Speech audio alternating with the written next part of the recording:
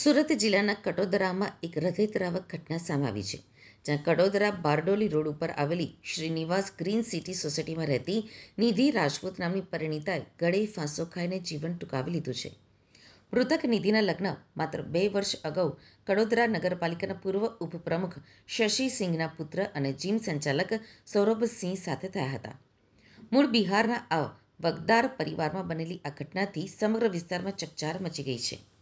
પ્રેમ અને પીડા વચ્ચે લખાયેલી 1.5 પાનાની દર્દનાક આ કહાની છે. પરિણીતા નિધિ રાજપૂતે આપઘાત પૂર્વે લખેલી 1.5 પાનાની સુસાઇડ નોટમાં તેના તૂટેલા દિલની આક્રંદ સ્પષ્ટ દેખાય છે. હિન્દી અને અંગ્રેજીમાં લખાયેલા આ પત્રમાં નિધિએ પતિ સૌરભ પ્રત્યેના પોતાના બેહદ પ્રેમનો ઇકરાર કરતા લખ્યું છે કે હું સૌરભને અનહદ પ્રેમ કરું છું અને તેના વિના જીવી શકતી નથી, પરંતુ તેના અન્ય સ્ત્રી સાથેના આડા સંબંધો હવે મારાથી સહન થતા નથી.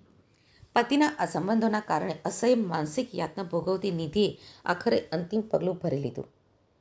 નિધિ ખૂબ સારી રીતે જાણતી હતી કે તેની સાસુ ભાજપમાં મજબૂત પકડ ધરાવતા વગદાર પૂર્વ ઉપપ્રમુખ છે, જેથી આ સુસાઇડ નોટ જો શાસ્ત્રીવાળાના હાથમાં આવશે તો તેનો નાશ થઈ જશે.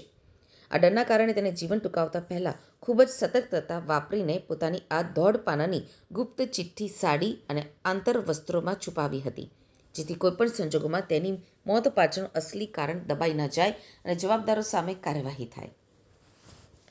નિધિના આપઘાત બાદ જ્યારે હોસ્પિટલમાં ડોક્ટરો દ્વારા પોસ્ટમોર્ટમ કરવામાં આવી રહ્યું હતું, ત્યારે તેના કપડામાંથી આ વિસ્ફોટક સુસાઇડ નોટ મળી હતી.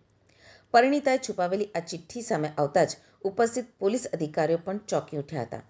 આ પત્ર હવે પોલીસ માટે સૌથી મોટો અને નક્કર પુરાવો બન્યો છે, જેના આધારે કડોદરા જીઆઈડીસી પોલીસે પતિ સૌરભ સિંહ વિરુદ્ધ આપઘાતની દુષ્પ્રેરણાનો ગુનો દાખલ કરવા માટે કાયદેસરની તજવીજ હાથ ધરી છે.